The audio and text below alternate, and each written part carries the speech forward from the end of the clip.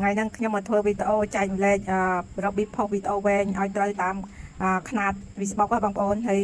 ខ្ញុំមកสนับสนุนតាមបងស្រីម្នាក់ដែលគាត់សុំឲ្យខ្ញុំធ្វើជាវីដេអូវែងបងប្អូនអញ្ចឹងបងប្អូនណាដែលមិនទាន់ចេះបងប្អូនចូលមើលទៅតែបងប្អូនណាចេះហើយមិនបាច់មើលទេបងប្អូនមុនដំបូងយកចូលមក page យើងមកបងប្អូនចូលចាំកន្លែង page យើងមក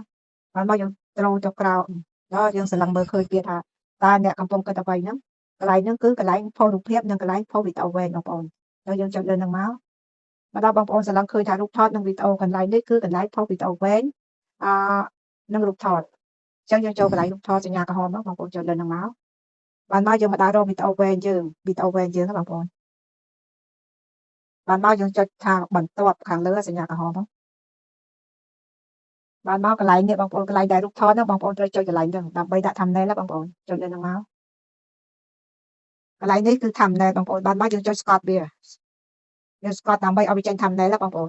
យើងរីអញ្ចឹងមកហ្នឹងហើយពេលបើយើងឲ្យដាក់ thumbnail វាចេញតាម trend អញ្ចឹងបងប្អូនគឺវារៀបចំយើងស្អាតទេអញ្ចឹងបានគេសំខាន់ជាងគេពេលទៅផុសវីដេអូគេត្រូវដាក់ thumbnail ហើយបងប្អូនថាវីដេអូខ្លីវីដេអូវែងទេអញ្ចឹងយើងបកកិលមក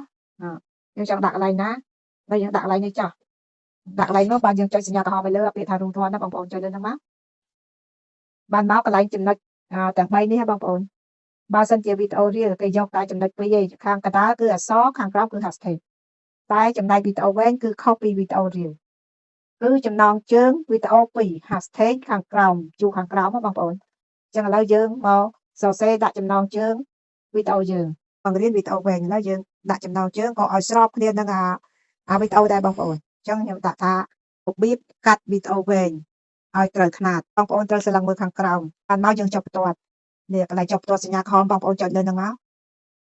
ចុចមកខាងលើវាចុចបន្ទាត់នៅខាងក្រោមបងប្អូនជាមួយខ្ញុំចុចហ្នឹងហើយវាមិននៅខាងក្រោមហើយអញ្ចឹងចំណងជើងខាងលើយើងសរសេររួចហើយអញ្ចឹងយើងមកដាក់ចំណងជើងខាងក្រោមម្ដងពេលដែលចំណងជើងខាងក្រោមហ្នឹងគឺដាក់ដូចខាងលើដែរបងប្អូនយើងដាក់ដូចគ្នាអញ្ចឹងខ្ញុំ copy ខាងលើមកដាក់ខាងក្រោម